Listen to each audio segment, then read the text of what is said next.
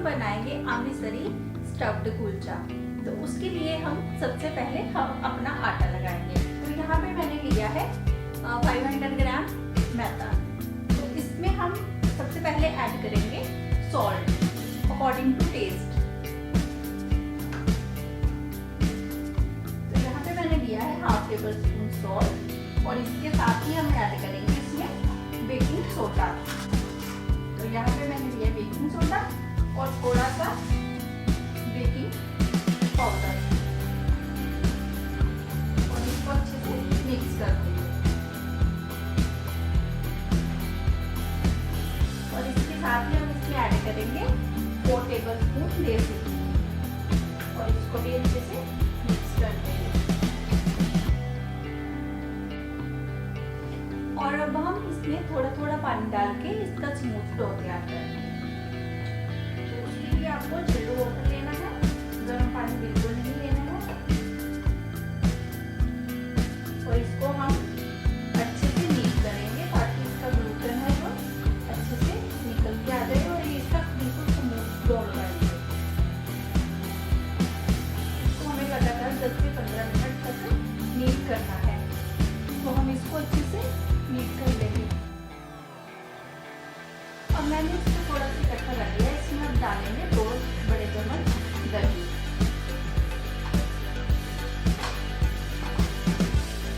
थोड़ा तो इसको अच्छे से मिक्स कर देंगे। और ये देखिए हमारा आटा ऑलमोस्ट इकट्ठा हो चुका है। अब हम इसमें थोड़ा सा घी ऐड करेंगे जिससे कि हमारा आटा अच्छे से स्मूथ हो जाए। तो इसको अच्छे से मिक्स कर देंगे।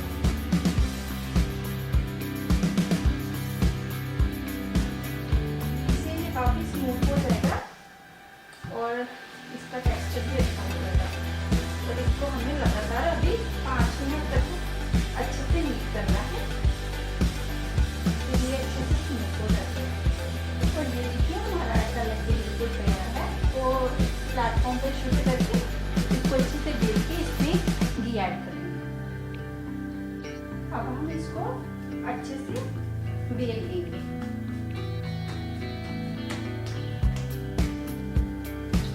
और ये देखिए मैंने इसको अच्छे से बेल लिया है। अब हम इसके ऊपर घी लगा देंगे।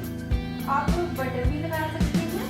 ये हमें पूरी इस चपाती पे लगाना है।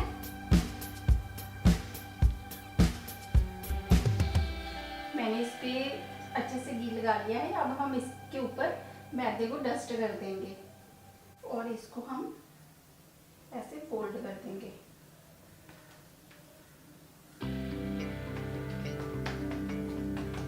ऊपर फिर से घी लगाएंगे।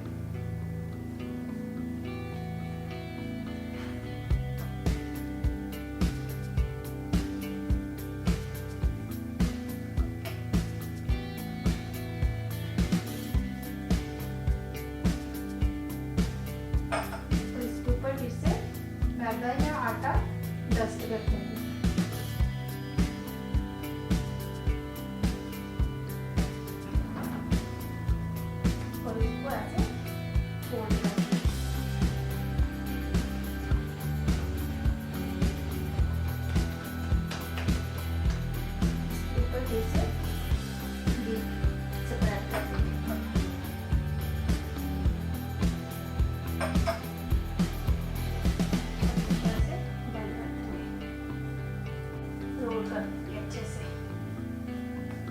अब हम इसके पेड़े काट लेंगे। मीटर से पहले मैंने काटा है। इसके जैसे जितना भी आपको नान बनाना है उसी हिसाब से इसके लोइयां काट के रख लेंगे।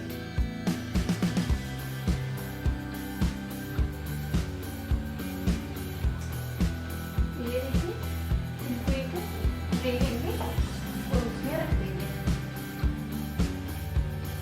ऐसे अंदर को कट करके। अगर आपको ज़्यादा बड़े नान बनाने हैं तो आप ऐसे काट लेंगे। तो गाइस ये देखिए पेड़े हमारे बिल्कुल तैयार हैं। अब हम इनको कवर करके आधे घंटे के लिए फ्रिज में रखेंगे। तो स्टफिंग तैयार करने के लिए सबसे पहले हम यहाँ पे लेंगे, मेरे पास है ये पनीर। सबसे पहले हम पनीर ऐड करेंगे और इसके साथ ही मेरे पास मैंने ये 2 मीडियम साइज के ऑनियन को फाइन चॉप किया है बिल्कुल, इसको ऐड कर देंगे। और ये जिंजर और ग्रीन चिल्ली को मैंने फाइन चॉप किया है।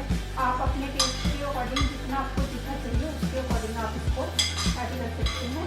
मैं 1 टेबल स्पून ऐड कर दूँगी।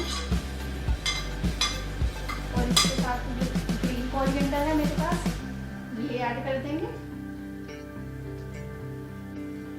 और इसके साथ 1/2 टेबल स्पून जीरा ऐड कर देंगे।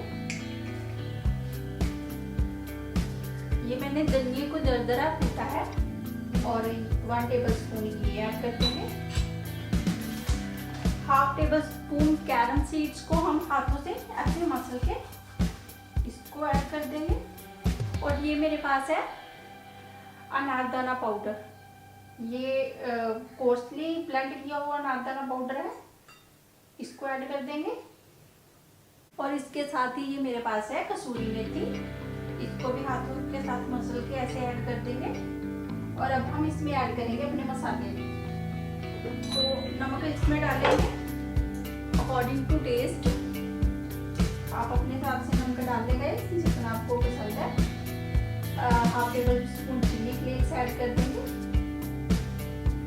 और इसके साथ ही हम इसमें ऐड करेंगे रेड चिल्ली पाउडर, देगी मिर्च, और ये मेरे पास है कोरिएंडर पाउडर, इसको भी ऐड कर देंगे। और थोड़ा सा हम इसमें 1/2 टेबल स्पून गरम मसाला ऐड कर देंगे। और इसको अच्छे से मिक्स कर देंगे। इसको हाथों के साथ मिक्स करेंगे अच्छे से।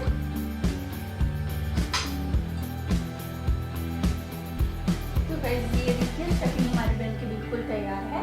अब हम अपने कुलचे तैयार करेंगे। तो सबसे पहले हम एक लोई लेंगे और इस कैविटी के अंदर हम अपना स्टफिंग करेंगे।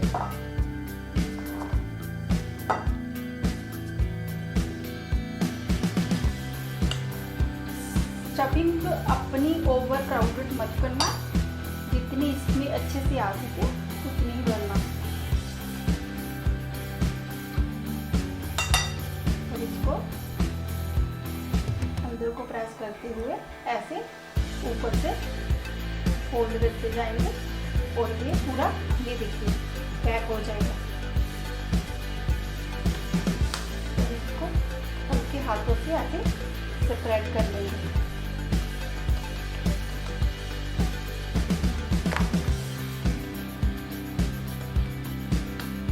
इसके ऊपर हम लगाएंगे थोड़ा सा मेथी और इसके साथ ही हम ग्रीन कोरिएंडर लगाएंगे इसके ऊपर।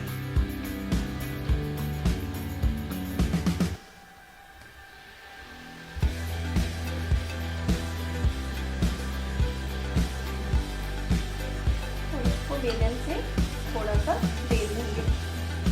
अगर आपको लगे कि सूखा आटा लगाने की ज़रूरत है तो आप लगा सकते हो, लेकिन ये ऐसे भी बन जाएगा। और जिस शेप में आप इसे बनाना चाहें आप बना सकते हैं। ये देखिए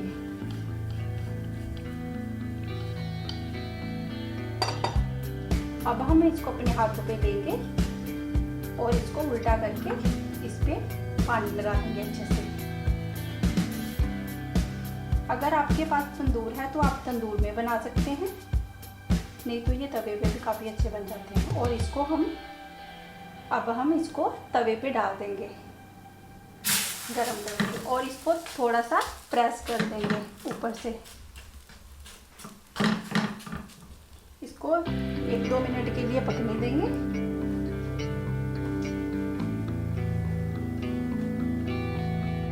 तो गाइस तवा हमारा गर्म हो चुका है, इस पे हम डाल देंगे अपना कुलचा और इसको हल्के हाथों से थोड़ा सा प्रेस कर देंगे ताकि ये अच्छे से तवे के साथ ही चिपक जाए।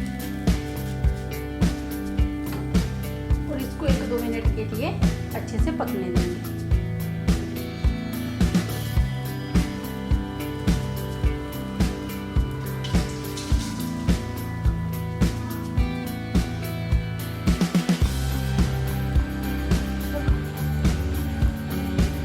तो गाइस नान हमने तवे पे डाल दिया है। अब हम इसको 1 मिनट के लिए पकने देंगे, फिर हम इसको पलटेंगे। ये देखिए नान हमारे एक साइड से पक चुका है। अब हम इसको पलट कर डायरेक्ट सेकेंगे और ये फ्लेम हम मीडियम लो पे रखेंगे। इसको ऐसे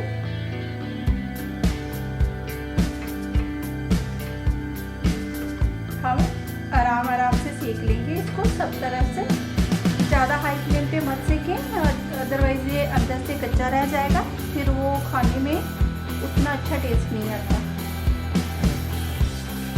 और ये देखिए गाइस हमारा नान कितना अच्छा फूट के तैयार हो गया है। अब हम इसको नीचे से निकाल लेंगे। और ये देखिए नीचे से भी ये ऑलमोस्ट तैयार है। अब हम इसको डायरेक्ट आंच पे सेकेंगे थोड़ा सा। आंच को धीरे कर लेंगे ताकि ये बिल्कुल जल ना जाए।